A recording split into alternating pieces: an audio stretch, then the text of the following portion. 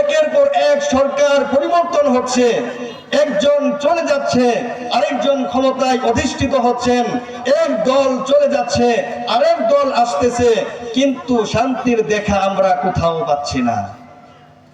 ও বন্ধু, আমরা তো মনে করতেছি এক দল ক্ষমতা থেকে চলে গেল, শান্তি পেলাম না, আরেক দলকে আমরা ক্ষমতায় নিয়ে আসি, হয়তোবা শান্তির দেখা মিলবে।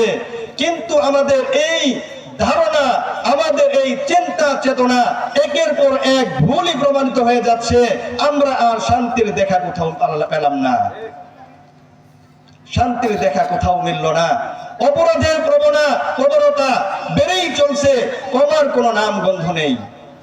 নতুন সরকার আসার পর শান্তি বাড়ছে না, যদি কিছু বেড়ে থাকে দুর্নীতি বাড়তেছে, যদি কিছু বেড়ে থাকে হত্যা বাড়তেছে, যদি কিছু বেড়ে থাকে ধর্ষণ বাড়তেছে, যদি কিছু বেড়ে থাকে একের পর এক অপরাধ বেড়েই চলছে, কিন্তু শান্তির দেখা কোথাও মিলছে না। কোথায় গেলে মিলবে শান্তির সন্ধান? কোথায় গেলে মিলবে? এই অপরাধের শেষ কোথায় গেলে হবে? আল্লাহ পাক রব্বুল আলামিন এই জন্য রাসূলুল্লাহ সাল্লাল্লাহু আলাইহি ওয়াসাল্লামকে পাঠিয়েছেন শান্তির দূত হিসেবে।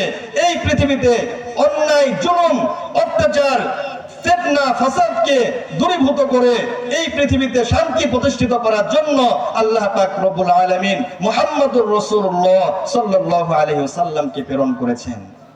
তিনি এমন এক শান্তির ভ্যাকসিন মানুষদেরকে ধরে ধরে প্রয়োগ করেছেন, যেই শান্তির ভ্যাকসিন প্রয়োগ করার পর জাহেলি যুগের ওই সকল বড় বড় মানুষগুলো এমন সভ্য, সুন্দর এবং স্বর্ণালী মানবে পরিণত হয়ে গিয়েছে। বলা হয়ে থাকে কিয়ামত পর্যন্ত এমন সোনালী মানুষের দেখা আর কোথাও মিলবে না। আল্লাহ পাক রব্বুল আলামিন এই সকল সোনালী মানবের প্রশংসা করতে গিয়ে কুরআনুল কারীমের ভেতরে বললেন, রাদিয়াল্লাহু আনহুম ওয়া রাদু আন ওয়া আ'আদ্দা লাহুম জান্নাতিন তাজরি তাহতাহাল আনহারু খালিদিনা ফিহা। আল্লাহ পাক রব্বুল আলামিন তাদের প্রতি সন্তুষ্ট হয়ে গিয়েছেন, তারাও আল্লাহ তাআলার প্রতি সন্তুষ্ট। আল্লাহ তাআলা তাদের জন্য এমন সুখময় জান্নাত প্রস্তুত করে দিয়েছেন, যেই জান্নাতের তলদেশ দিয়ে নহর প্রবাহিত হতে থাকবে। সুবহানাল্লাহ।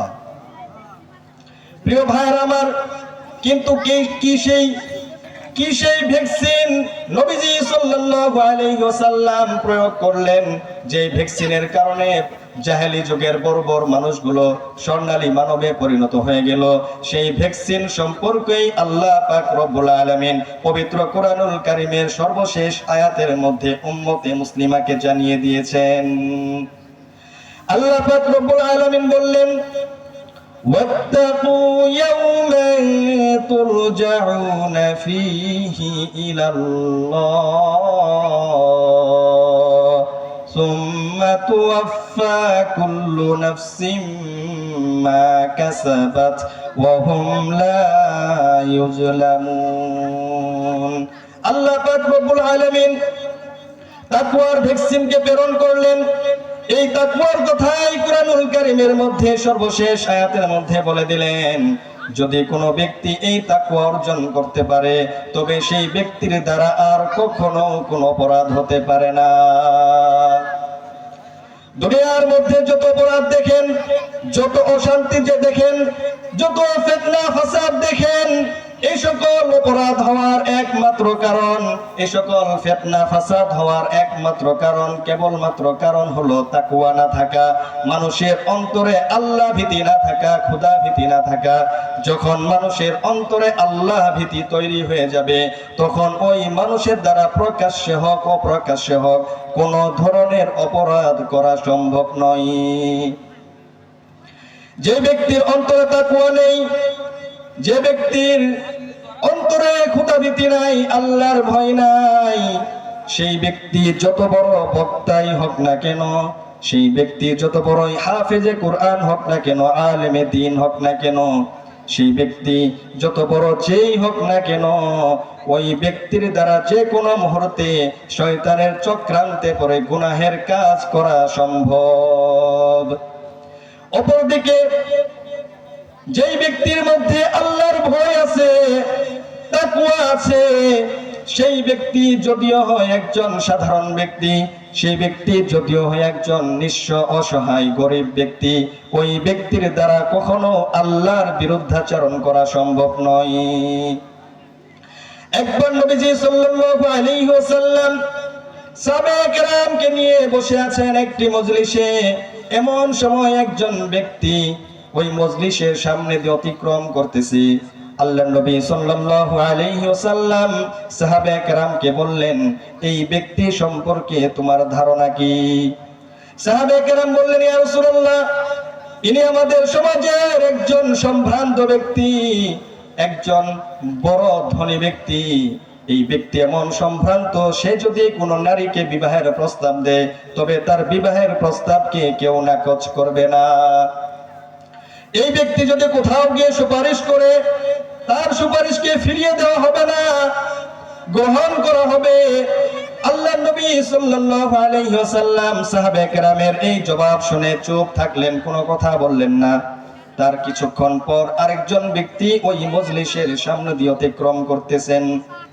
এবার নবীজি সাল্লাল্লাহু আলাইহি ওয়াসাল্লামকে বললেন, ও আমার সাহাবায়ে কেরাম, প্রথম ব্যক্তি সম্পর্কে তোমাদের মতামত তো জানতে পারলাম, কিন্তু এই ব্যক্তি যে কেবলমাত্র এই দিক দিয়ে অতিক্রম করলো, এর সম্পর্কে তোমাদের ধারণা কি? সাহাবায়ে কেরাম বললেন, ওগো আল্লাহর নবী, ইনি আমাদের সমাজের একজন নিঃস্ব ব্যক্তি, অসহায় ব্যক্তি। ইনি যদি কোনো নারীকে বিবাহের প্রস্তাব দেয়, তার বিবাহের প্রস্তাবকে গ্রহণ করা হবে না।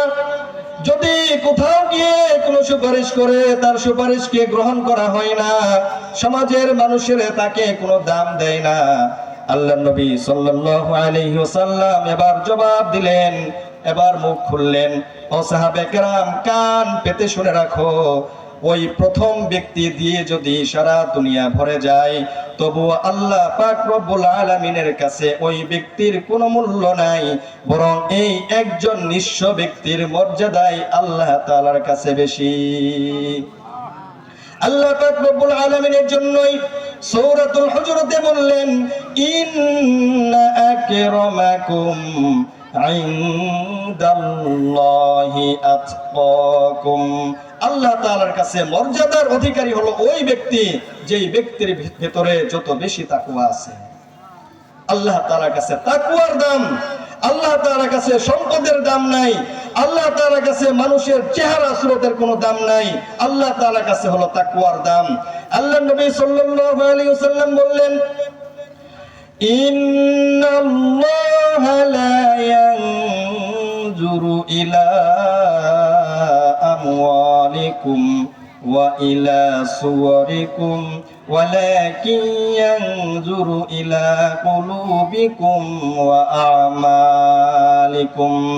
আল্লাহ পাক রব্বুল আলামিন তোমাদের চেহারা দেখেন না, তোমাদের ধন সম্পদ দেখেন না, আল্লাহ পাক রব্বুল আলামিন দেখেন তোমাদের অন্তরে তাকওয়া এবং তোমাদের আমল। আল্লাহ তাআলার কাছে তাকওয়ার দাম, আল্লাহ